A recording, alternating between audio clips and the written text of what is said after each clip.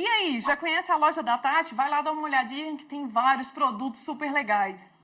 Parece que tem gente que só se sente feliz se estiver sendo rejeitada, né?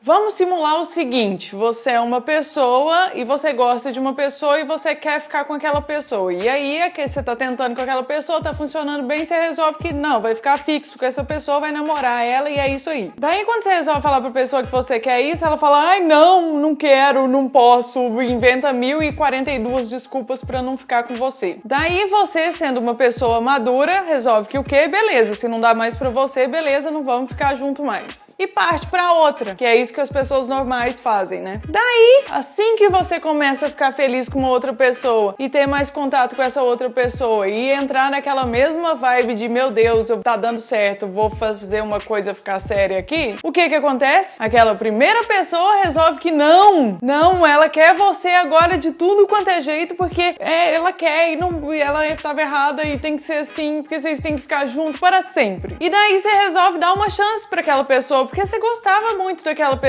e você larga a segunda pessoa e vai ficar com aquela primeira pessoa. A primeira coisa que a primeira pessoa faz é te dar um belo pé na bunda. É uma situação comum, né? Eu tenho certeza que se já não aconteceu com você pelo menos parte dessa história, com certeza você teve algum amigo ou amiga que passou por isso. E isso acontece por quê? Porque as pessoas gostam de ser rejeitadas. Tem algumas pessoas que só sentem prazer se elas estiverem sendo rejeitadas. Se as coisas não estiverem ao alcance delas. E daí, quando ela tem aquilo em mãos, ela já não quer mais porque, não tá sendo rejeitada, acho que é muito conforto, é muito cômodo, não quer mais. Eu achava que esse tipo de coisa só acontecia com adolescente, porque todo adolescente faz isso de vez em quando, porque tá se descobrindo, como é que funcionam os relacionamentos, às vezes tem muitas opções e aí fica testando essas coisas. Mas eu me dei conta que não, cara, porque eu já tô quase nos 30 e eu vou te falar que eu conheço muita gente nessa mesma faixa etária e isso continua acontecendo com a mesma frequência. Gente, esse vídeo tá muito foda, que vocês não estão vendo, mas eu tô falando tudo tão certinho uma vez só. Nossa, que sucesso! Nem vou pagar o Léo esse vídeo aí não, porque não vai ter trabalho nenhum de editar. Viu, Léo? Fica avisado. Eu acho que é um pouco de falta de maturidade, assim. Com certeza é falta de maturidade. Um pouco também pode ser insegurança e traumas de outros relacionamentos, ou sei lá, medo de ser dispensado, porque aí a pessoa fica nessa de sempre ser ela a dispensar, porque dessa maneira ela tá sempre sendo a pessoa que dá o pé na bunda como se isso fosse alguma vantagem, porque eu não vejo vantagem nenhuma.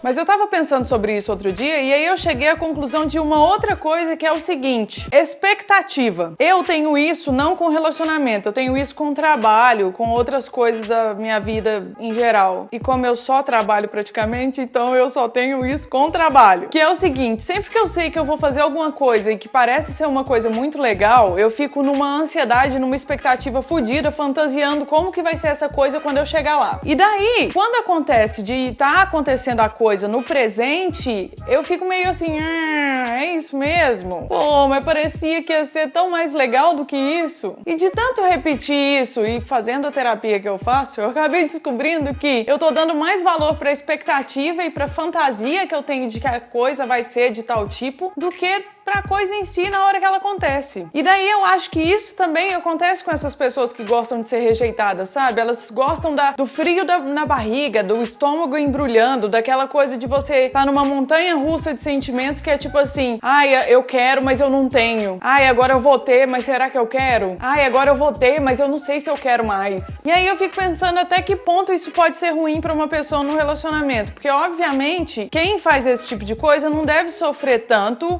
quanto a pessoa que tá recebendo entendeu? Vou desenhar pra vocês. Tô falando isso porque as meninas ficam me zoando aqui no escritório que eu não consigo explicar as coisas e eu sempre fico desenhando. Mas é mais ou menos isso mesmo. A pessoa fica nisso, sabe? Entendeu, né? Não. Então é horrível pra pessoa que tá de fora, né, convivendo com uma pessoa que gosta de ser rejeitada. Mas será que a pessoa que tá dentro da situação e tá nessa de gostar de ser rejeitada e não gostar de ser rejeitada, ela também sofre? Porque quando eu digo sofre, gente, não é tipo, ai, meu Deus do céu, tô desesperada, ai, puta que pariu, fudeu tudo. É sofrer num sentido filosófico da palavra, nossa. Num sentido, eu quero dizer num sentido de tipo assim, de ter uma dificuldade em lidar com a situação. Não significa que a pessoa tá morrendo por causa disso, mas é ter uma frustração ou, sei lá, uma chateação por causa disso, sacou? Porque eu tenho isso com o negócio do trabalho que eu tô fazendo a comparação aqui agora. Eu fico meio chateada de, tipo, ter criado tanta expectativa e ter fantasiado tanto, e aí eu fico meio blasé, tipo assim, que bosta, né? É isso aí mesmo. Enquanto 50 dias antes do que a coisa ia acontecer, eu tava aqui dentro de casa, sentada no computador, com a minha mente funcionando pra caralho e pirando, sozinha, pensando, nossa, na hora que eu estiver lá vai ser muito foda, vai ser sensacional, vai acontecer isso, vai acontecer aquilo outro. Às vezes até acontece as coisas que eu falei, mas é que a minha piração, ela é talvez mais significativa do que o momento que eu tô lá. E eu chego lá no momento e falo, nossa, pra que eu tava sofrendo tanto de ansiedade e fantasiando tanta coisa se era isso aqui? Enfim, esse vídeo é pra ser mandado pra minha psicóloga, porque essa semana eu não consegui ir na terapia, então é por isso que eu tô aqui fazendo essa autoanálise. Espero que vocês consigam aproveitar alguma coisa. Psicóloga, eu também não vou te pagar não, porque eu fiz esse vídeo aqui dentro de casa, então... 2 economias! O editor e a terapia. Que vitória, hein, gente? Vamos fazer mais vídeo desse tipo, vamos.